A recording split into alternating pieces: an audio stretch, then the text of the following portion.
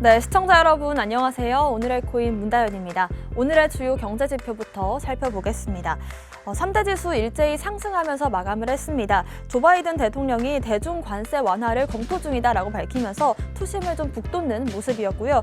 어느 정도는 저점 매수에 들어갔다라고 보여집니다. 지수로 확인해 보겠습니다. 네, 나스닥 선물지수 11,800선 유지해주고 있습니다. S&P 500 지수도 여전히 3,900대이고요. 골드는 계속해서 좀 상승세를 보이고 있습니다. 코인베이스와 테슬라 좀 엇갈린 흐름으로 마감을 했습니다. 코인베이스 강보합권에서 테슬라는 반등하면서 마감했습니다. 비트코인이 다시금 3만 달러 선을 내어주는 모습입니다. 오늘의 코인 주요 암호화폐 시황 확인해 보겠습니다. 네, 비트코인 한화로 3,700만 원 선, 점유율은 지금 현재 44%가량인데요. 알트코인들별로 개별 강세를 보이고 있습니다. 비트코인 골드가 어제 한때 40% 가까운 상승을 보였고요. 하지만 비트코인 반대로 좀 하락세를 보이고 있습니다. 주말 동안 만들었던 이 두 개 양봉을 모두 좀 반납하는 흐름을 보여주면서 여기에 따라서 알트코인들도 동시적으로 빠지는 모습이었습니다. 그렇기 때문에 지금 당장에 빨간불을 켜는 종목들이 있다라고 하더라도 매매에 조금 섣부른 매매는 조심하셔야겠는데요. 어제 또 라이트코인이 업그레이드 소식에 폭발적인 상승, 한때 한 20%가량 상승을 했다가 또 바로 유의 종목으로 지정이 됐고요. 어거도 상승 출발을 했지만 19,500원까지 크게 상승을 보인 뒤 또 10% 음봉까지 내려오는 모습을 보였습니다. 오늘의 코인 이슈 살펴보겠습니다. 첫 번째 이슈는요. 캐시우드가 비트코인 약세장이 끝나가는 두 가지 이유를 짚었습니다. 네, 올해 큰 손실을 보고 있는 야크 인베스트먼트 CEO죠. 캐시우드가 비트코인 약세장이 지금 마지막 단계에 들어왔다고 분석을 했습니다. 암호화폐와 나스닥이 커플링되는 건 일반적이지 않은 상황인데 지금 그렇게 보이고 있다라고 말을 한 건데요. 앞으로 비트코인에 대해서 낙관적인 두 가지 이유를 짚었습니다. 일단 첫 번째는 이 커플링 현상이 일시적인 것이고 곧 깨질 것이다라고 이유를 들었고요. 두 번째로는 연준이 이 긴축 조치를 철회할 가능성도 있다라고 분석을 했습니다. 캐시우드는 이 연준이 추가 금리 인상에 대해서 꺼려할 많은 데이터들이 6월 중으로 밝혀질 것이다라고 말을 했는데요. 경기 침체를 촉발하지 않고 이 인플레이션을 막으려는 연준이 금리 인상에는 다시금 좀 소극적인 모습으로 돌아설 것이다라고 전망을 했습니다. 또 우리는 연준이 금리를 50bp 인상할 것이다라고 보고 있지만 아마도 이 25bp를 인상할 것이다라고 예측을 했습니다. 금리 인상에 대한 새로운 관점이 나온 것 같은데요. 6월 정말 기대해봐도 좋은 걸까요? 두 번째 이슈 보겠습니다.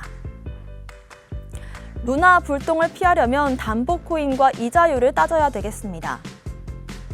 네, 루나 사태가 터진 이후에도 단타족들이 몰리면서 루나가 한때 400%까지 반등을 보였습니다. 하지만 결국 국내 거래소에서 가치가 0에 수렴을 하면서 권도영 대표도 루나 소환을 다시 부활을 위해서 여러 가지 계획을 내놨지만 계속해서 이 스테이블 코인에 대한 두려움들은 커지고 있는 상황인데요.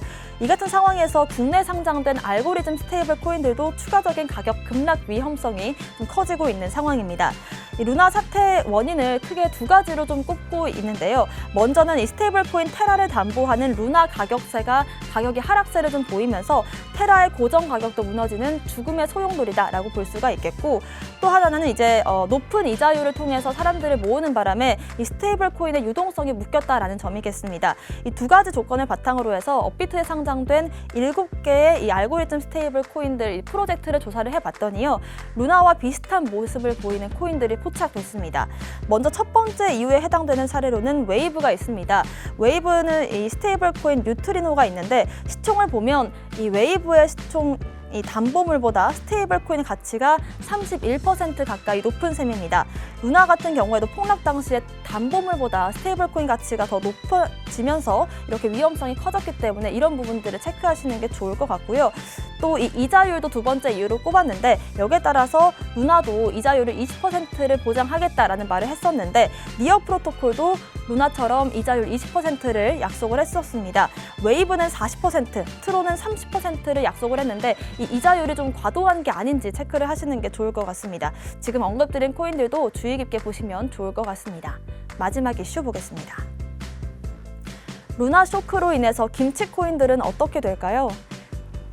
네, 일단 C2X를 가장 먼저 좀 살펴봐야 될 것 같습니다. 테라를 메인넷으로 두고 있던 이 컴투스의 암호화폐죠. C2X가 가장 큰 영향을 받지 않았을까 싶은데요. 실제로 이번 사태로 좀 직격탄을 맞으면서 테라 블록체인에서 다른 블록체인으로 바꾸겠다라고 밝혔습니다.